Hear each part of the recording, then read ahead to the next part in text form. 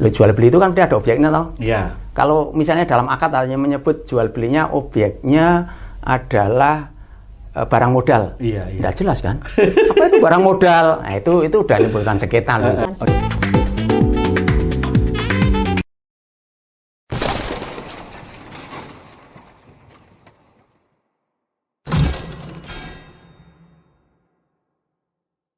Assalamualaikum warahmatullahi wabarakatuh. Salam jumpa lagi dalam acara OTT Literasi bersama Mufti.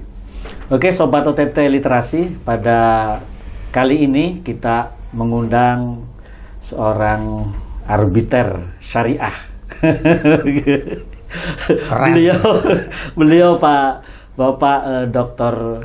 Suryadi M. Hum, dan juga beliau adalah dosen pasca sarjana Magister Hukum Universitas Ahmad Dahlan. Oke. Apa kabar Pak Dr. Suryadi? Alhamdulillah sehat Mas Mufti. Maaf saya panggil Mas Mufti. Saya tetap muda. Supaya tak muda. Kalau Pak nanti cepet tua. Cepet tua. Ini Sobat OTT, jadi ini hal yang ingin kita perbincangkan sangat menarik tentang arbitrasi syariah atau biasa disebut adalah Basarnas, betul Pak ya? Betul Basarnas. Oke. Pak Suryadi, saya langsung pada pokok perbincangan kita gitu ya. Sebenarnya apa sih Pak Dr. Suryadi keuntungan yang bisa didapatkan oleh seseorang yang memiliki problem gitu diselesaikan melalui Basarnas tadi? Keuntungannya ini Mas Mufti, keuntungan utama yang pertama ya, kalau lewat arbitrase itu kan para pihak itu bisa memilih arbitrnya sendiri. Kalau di pengadilan kan tidak mungkin ya kita memilih hakimnya kan tidak boleh. Nah, kalau di arbitrase itu kan kita bisa memilih arbitrnya sendiri, kita pilih sendiri berdasarkan trust, kepercayaan. Jadi ya karena ini arbitrasenya institusional ya, Basarnas itu kan ada di bawah Majelis Ulama, yang mendirikan juga Majelis Ulama, dan di sana juga tercantum arbiter yang sudah ditentukan gitu, sehingga orang boleh memilih berdasarkan kepercayaan tadi, trust. Jadi kalau orang sudah kenal Pak Sur, sudah kenal saya, sudah mengetahui track record saya, ya mungkin akan memilih saya karena trust tadi, karena kepercayaan. Tapi di MUI berarti ada daftar Pak ya? Daftar di Basarnas ada. Di Basarnas ada daftar nama-nama. Daftar nama-nama arbiter yang bisa dipilih oleh para pihak. Kan masing-masing pihak itu kan masing-masing milih satu. Masing-masing milih satu. Milih satu, kemudian nanti dari dua arbiter yang dipilih oleh para pihak ini menunjuk satu lagi arbiter ketua majelis. Jadi majelisnya dipilih oleh dua arbiter yang sudah ditunjuk. Nah ini kebiasaan seperti itu. Tapi yang di dalam praktek kadang-kadang juga para pihak itu menyerahkan pada institusi. Pak, kami dipilihkan aja lah. Tapi dasarnya juga tadi trust ya, kepercayaan tadi ya. Iya, prinsipnya itu. Kalau Pak Sur, waktu untuk menyelesaikan ada batasan, kayak semacam pengadilan itu kan kadang bisa lama sekali. Nah, yang membedakan juga dengan pengadilan kan, kalau di pengadilan kan secara normatif itu kan belum ada batasan waktu. Iya. Nah, kalau di arbitrase itu di Undang-Undang Nomor 30/99 termasuk juga rule-nya di Basarnas itu sengketa harus selesai dalam jangka waktu 180 hari. Berarti ada Mas Sur, dipatron. Seorang arbiter ya tetap dipatron. Iya, dipatron gitu. Kalau mundur boleh, cuma kalau ada alasan yang penting, alasan yang sangat krusial, terkait dengan pembuktian harus mundur, mundur. Tapi atas dasar kesepakatan. Nah, kalau di pengadilan tidak bisa kata sepakat. Hakim yang ketok-ketok toh. Jadi di Basarnas itulah fleksibilitasnya di situ. Kalau Pak Sur, objek sengketa ya, yang menjadi sengketa kalau kemudian bisa masuk Basarnas itu, Pak Sur? Ya. Jelas kalau objek sengketanya kalau di rule prosedurnya Basarnas termasuk di Undang-Undang Nomor 30 yang kita ngacunya kan Undang-Undang 30/99 tentang arbitrase itu. Kemudian kita di rule-nya Basarnas juga bahwa semua sengketa dalam bidang ekonomi syariah, dalam bidang keperdataan gitu, dalam bidang muamalah itu bisa masuk. Bisa masuk. Ya, kecuali satu, ya sengketa-sengketa yang tidak dimungkinkan ada putusan damai. Ya, sederhana contohnya apa? Perceraian lah. Itu kan masuk lingkup hukum perdata ya, tapi tidak masuk menjadi kewenangan Basarnas. Ekonomi syariah. Kalau ini Pak Sur, bagi para pihak ya, terutama dari para pihak yang akan menyelesaikan persoalannya melalui Basarnas itu sebenarnya mindsetnya iya Pak Sur, apa ya tetap kayak di pengadilan untuk menang kalah atau bagaimana Pak Sur? Mindsetnya biasanya kan? Ya, kalau kan kepengennya kamu yang salah, saya yang menang gitu Pak Sur. Ya ini uniknya Basarnas ya, uniknya lewat arbitrase itu mindset awal orang itu mesti win-lose. Karena memang arbitrase, kalau arbitrase itu memang win-lose sama seperti di pengadilan ya, ya menang kalah itu mindset awal. Tapi begitu dia masuk ke Basarnas, nah ini sudah mulai kita rubah. Gitu. Mindsetnya kita rubah. Jadi Basarnas lebih mengedepankan pada win-win solution. Nah oleh karena itu mesti lebih kita kedepankan bagaimana para pihak itu kemudian bisa mensepakati penyelesaian itu secara damai. Oleh karena itu sebelum masuk ke arbitrase mesti ada mediasi dulu. Mediasi. Nah gitu. Nah ini mediatornya pun juga boleh ditunjuk oleh para pihak sendiri. Jadi yang jadi mediator belum tentu yang jadi arbiter. Bisa juga. Bisa juga ya. Bisa juga arbiternya sekaligus sebagai mediator. Tapi bisa juga pihak lain. Nah kecenderungan kalau di Basarnas Perwakilan Jogja biasanya antara arbiter dengan mediatornya dipisah sendiri-sendiri. Ini bantu mediator sendiri yang mungkin lebih punya keahlian dalam bidang mediasi sehingga bisa merubah mindset para pihak untuk berdamai itu seperti itu. Dan saya Pak Sur aku kok bingung ki.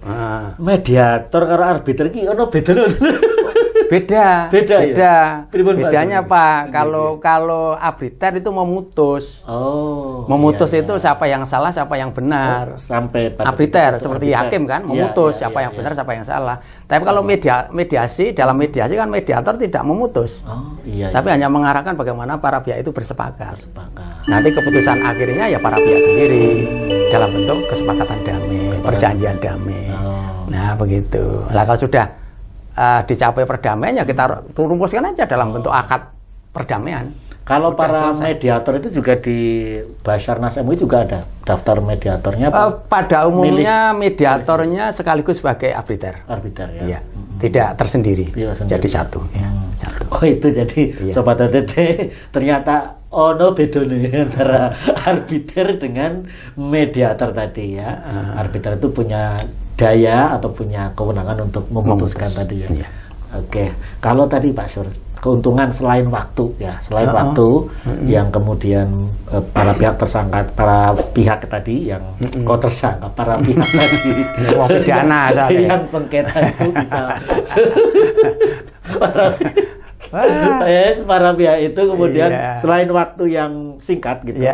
Apalagi Pak Sur yang keuntungan bagi para pihak? Keuntungan yang paling yang membedakan barangkali dengan putusan pengadilan, kalau putusan arbitrase itu kan bisa dieksekusi paksa sama ya.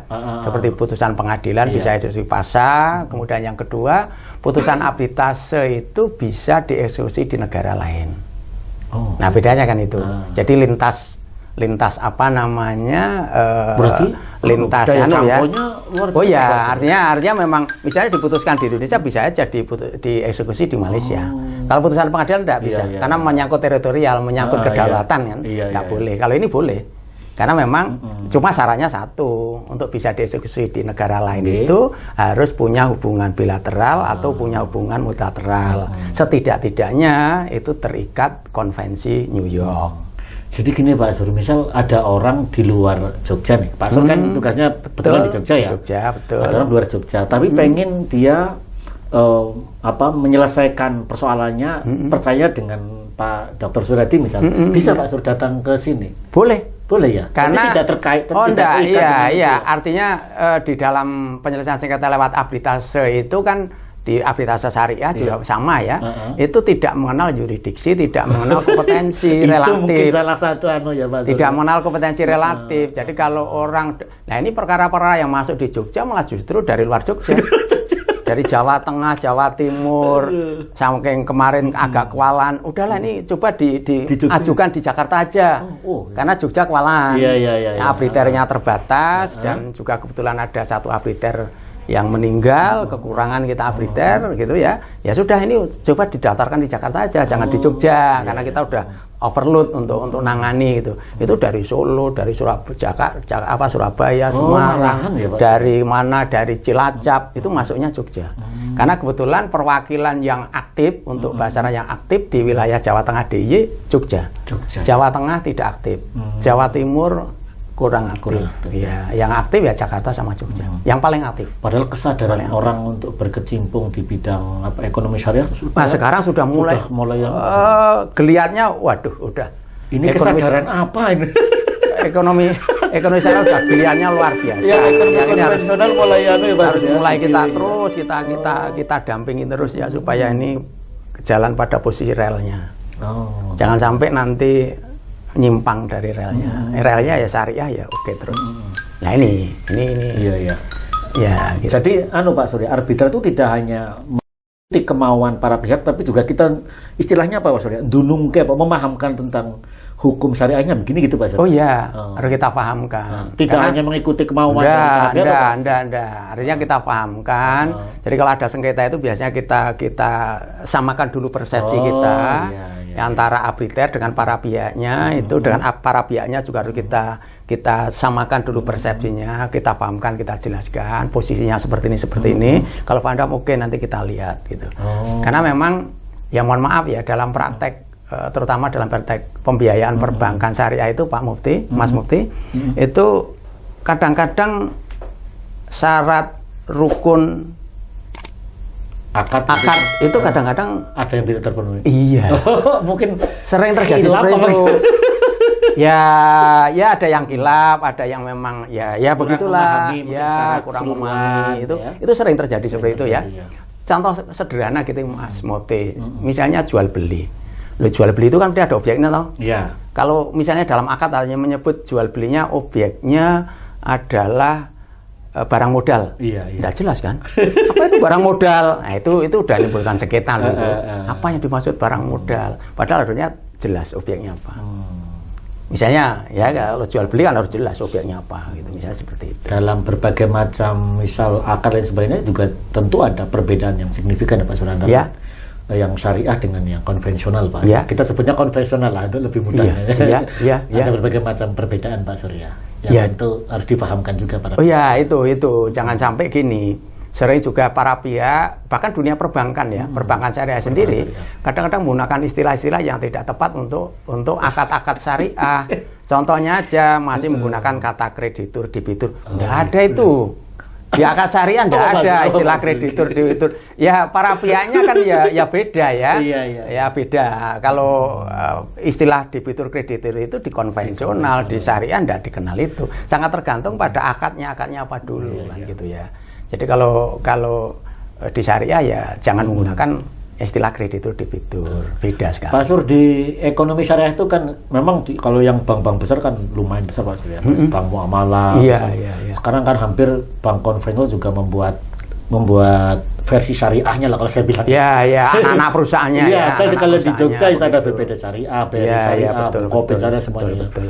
Nah, kalau kemudian yang agak kecil lagi Pak Sur, seperti BMT itu juga bisa diselesaikan. Bisa. Koperasi, BMT. Yang koperasi syariah. Iya, koperasi syariah itu banyak juga. Banyak juga itu koperasi syariah yang bersengketa dengan anggota dalam tanda petik itu sering juga masuk ke. Nah, biasanya yang sengketa itu Pak Sur, itu antara pihak bank dengan yang nasabahnya. Atau antar nasabah atau mungkin perjanjian dari orang dengan orang gitu Pak Sur. Yang kebanyakan masuk di Basarnas Perwakilan Jogja itu institusi resmi, artinya lembaga ya. Perbankan tadi BPR Syariah, Koperasi Syariah, BMT gitu. BMT gitu ya. Jadi kalau yang perorangan relatif belum. Itu biasanya melawan nasabah itu. Ada yang bank dengan nasabah, artinya pihak pemohonnya bank, termohonnya nasabah, tapi banyak juga yang sekarang itu tren baru itu yang mengajukan gugatan justru nasabah pada bank. Berarti ada kesadaran. Ada tren baru saya katakan. Kalau dulu kan selalu bank ya, selalu bank ke nasabahnya begitu. Sekarang enggak, malah justru nasabah yang gugat banknya. Ya karena memang enggak tahu ini tren baru ya, baru yang seperti itu. Karena biasanya kalau perbankan itu kalau pembiayaan kan mesti di backup dengan jaminan, dengan hak tanggungan, fidusia. Begitu ada one prestasi ya tinggal eksekusi. Nah ini kan peluang nasabah tidak ada untuk berperkara kan itu ya.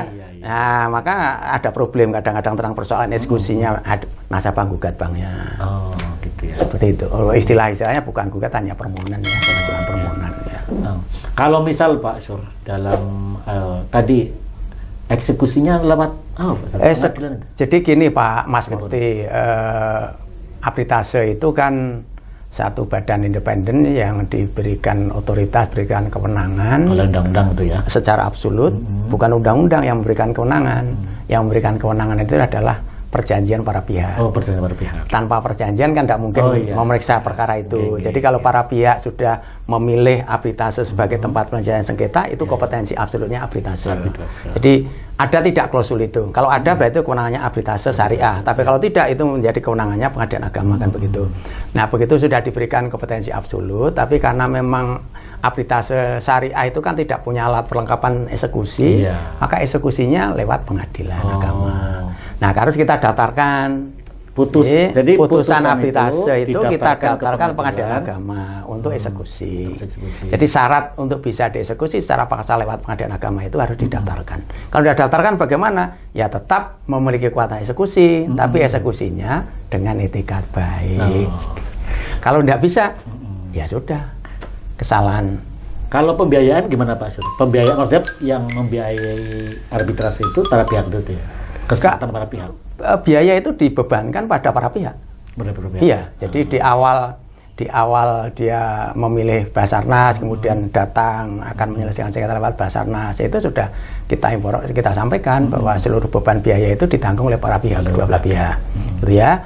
Walaupun nanti juga kalau itu diputuskan misalnya yang salah adalah pemohonnya, ya bisa saja kemudian dalam putusan itu dibebankan pada pemohon saja. Mungkin suasananya agak lebih santai Pak Sur ketimbang di pengadilan. Ya beda, karena kita tidak formalitas, tidak menggunakan uniform, tidak pakai toga, kita pakai baju biasa gitu. Kadang ya berkelakar gitu. Walaupun juga kita di tempat sidang yang resmi ya, sidang resmi gitu ya. Jadi biasanya kita karena tidak punya ruang sendiri. Kalau di Jogja di mana Pak Sur? Di alamat. Kalau kantornya kan di kantor Majelis Ulama yang di Jalan Kapas. Jalan Kapas. Ya, Jalan Kapas. Cuma kalau sidang-sidang kita join dengan teman-teman di Fakultas Hukum. Bisa. Kadang di UI, kadang di UMY. Nah, mudah-mudahan nanti kami juga bisa pinjam tempatnya Mas Mufti gitu loh. Saya pakai untuk sidang Abritase. Silakan. Gitu. Gitu. Jadi ya para pihak dibuat senyaman mungkin ya. Betul. Kemudian mereka menyelesaikan persoalan itu. Betul Mas Mufti. Pak Sur, kadangkala begitu pertemuan pertama itu seringkali yang disampaikan arbitrase itu apa Pak Sur? Arbiternya yang seringkali disampaikan untuk para pihak itu. Ya kita sedikit di awal biasanya ada sedikit semacam kultum. Iki serius Pak Sur? Serius. Jadi kita ada kultum. Gitu. Ya pokoknya 5 menit 10 menit lah kita sampaikan dalil-dalil sedikit mendalil lah Mas Mufti, walaupun saya tidak butuh pasti mendalil gitu ya. Tapi kita sampaikan beberapa hal yang penting gitu ya terkait dengan hubungan para pihak, adanya kewajiban, adanya hak yang masing-masing sudah sepakat harus dipenuhi. Nah, itu bisa kita sampaikan. Kita kultum dengan mengutip beberapa ayat dalam Al-Qur'an yang menjadi dasar hubungan mereka dan sebagainya. Nah, itu yang justru tadi merubah mindset Mas Mufti. Kita untuk merubah mindsetnya gitu. Jadi ya Pak Sur, walaupun mungkin misal tadinya kan bersahabat tuh Pak Sur, kemudian ada sengketa, jangan sampai silaturahminya modern. Betul. Harapannya begitu. Jadi penekanan juga Pak Sur. Betul itu. Jadi salah satu keuntungan penyelesaian sengketa lewat Abritase itu kan itu untuk mengurangi konflik, menghindari konflik, sehingga konflik itu tidak berkepanjangan. Apalagi konsep hubungan bisnis ya, terutama hubungan bisnis itu kan yang dicari bukan lawan, bukan musuh, tapi relasi. Nah, dengan demikian kalau bisa kita selesaikan secara musyawarah, mufakat, kemudian bisa berdamai, nah relasinya makin banyak. Kan begitu. Itu konsep dasarnya seperti itu. Pak Sur bisa minum dulu kalau Alhamdulillah ini bisa dinikmati Mas Mufti. Ini juga gelasnya tetap OTT. Wah, hebat ini. Luar biasa.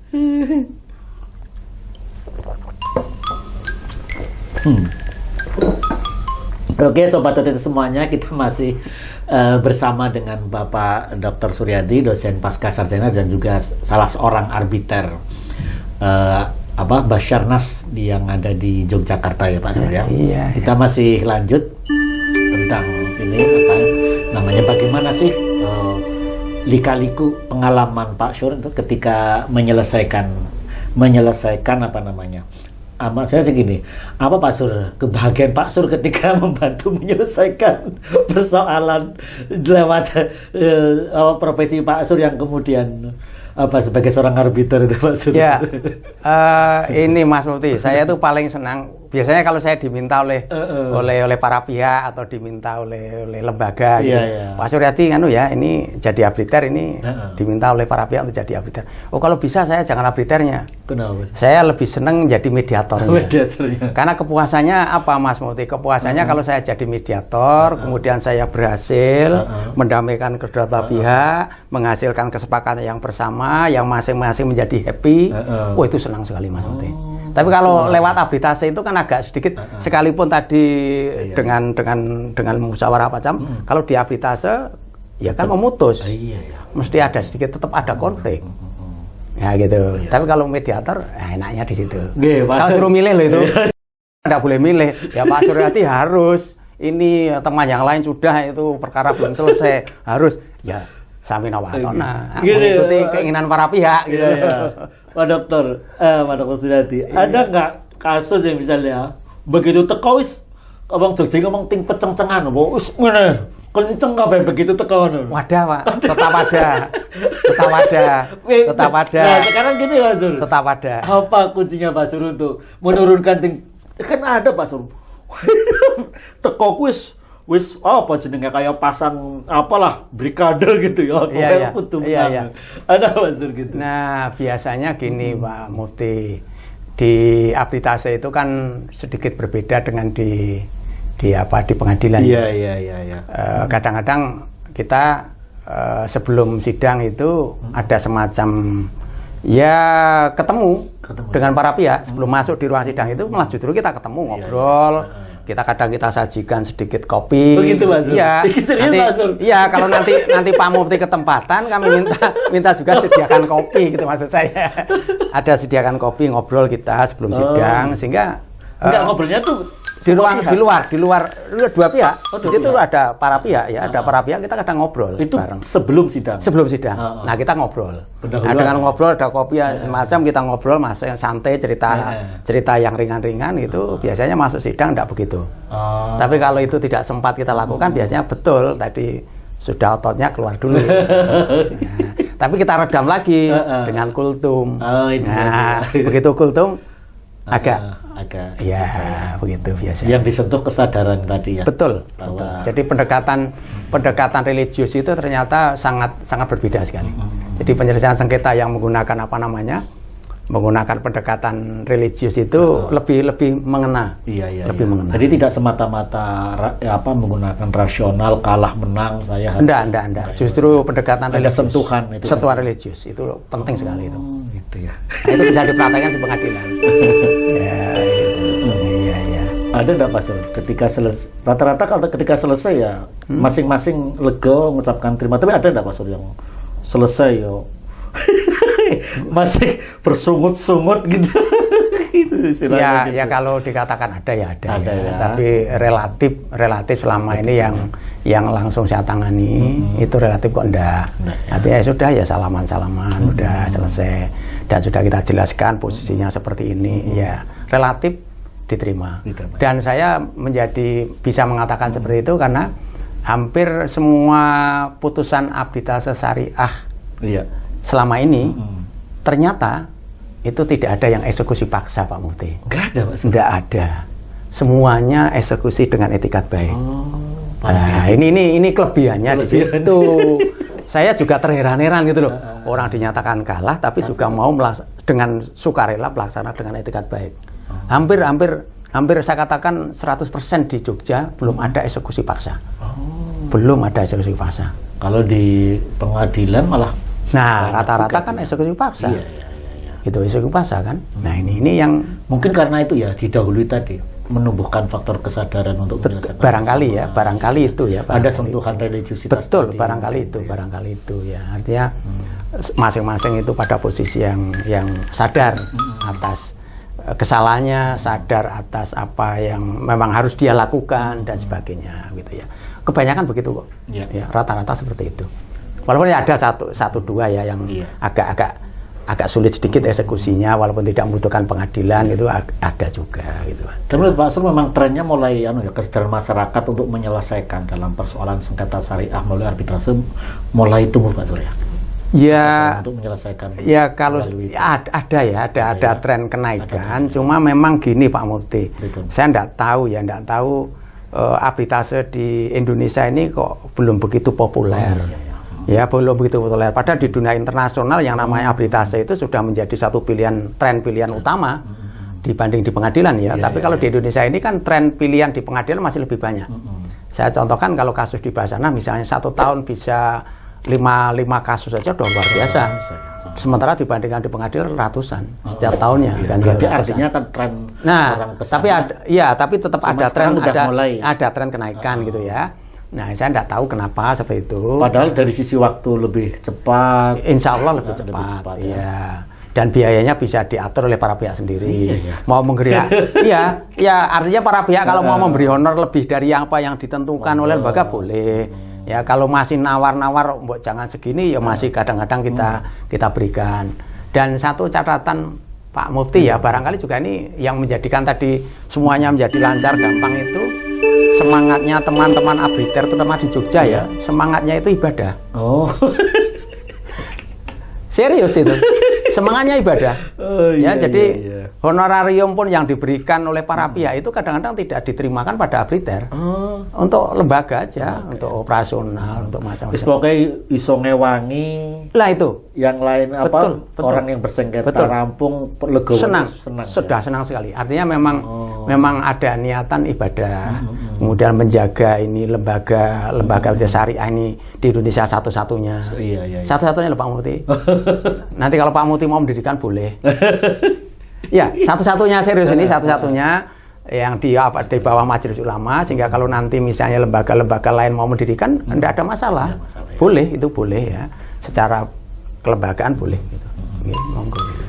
Oke Pak Dr. Suryadi, saya kira perbincangan ini mungkin perlu ada part 2 agar masyarakat lebih mengenal.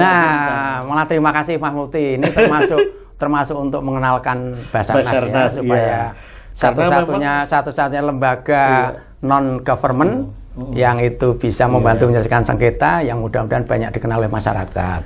Karena kan aktivitas ekonomi syariah sekarang sudah sangat luar biasa. Tumbuh subur lah gitu ya. Dan sengketanya juga makin banyak. Terutama terkait dengan perbedaan pendapat. Ya, itu banyak sekali perbedaan pendapat, perbedaan penafsiran. Nah, ini harus ada kejelasan istilah yang dipakai dan sebagainya itu. Menarik saya pikir. Oke, sobat itu semuanya. Terima kasih Pak Dr. Suryadi. Ya, sama-sama Mas Mufti. Ya, sama-sama. Untuk sobat itu semuanya jangan lupa like, share, subscribe untuk OTT Literasi, dan terima kasih juga untuk seluruh sponsor-sponsor kita yang alhamdulillah tetap mensupport OTT ini. Semoga bisa memberikan manfaat untuk kita semuanya. Assalamualaikum warahmatullahi wabarakatuh. Waalaikumsalam warahmatullahi wabarakatuh.